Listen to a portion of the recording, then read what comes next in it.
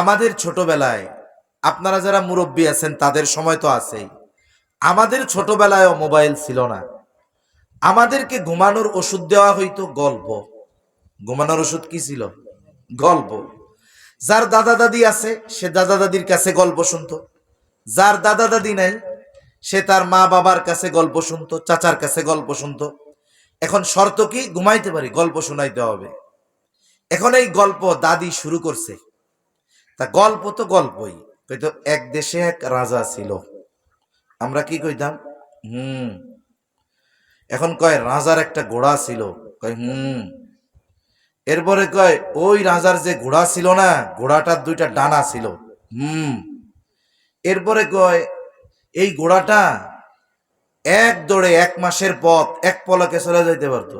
এখন আর হুহা কয় না, হুহাও শেষ, দাদির গল্প শেষ।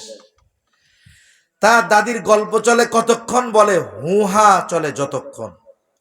এজন্য বক্তা আর শ্রোতার মধ্যে একটা সম্পর্ক দরকার, হুহার সম্পর্ক।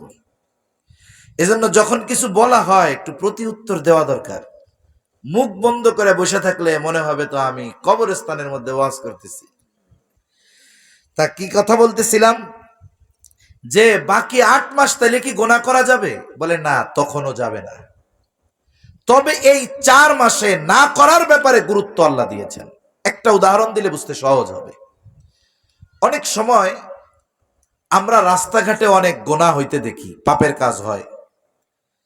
এমন জায়গাও হয় যে আমাদের ওইখানে বাধা দেওয়ার কোনো ক্ষমতা নাই।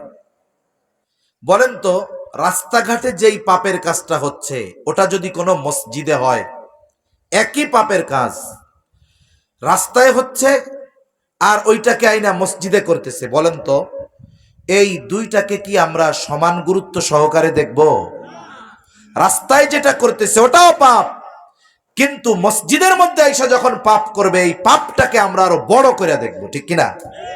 কি বলবে, কত বড় নাফরমান, বাইরে আকাম কুকাম যা করে অপরাধ করে করুক, এই মসজিদের মধ্যে আইসা এই পাপ করে।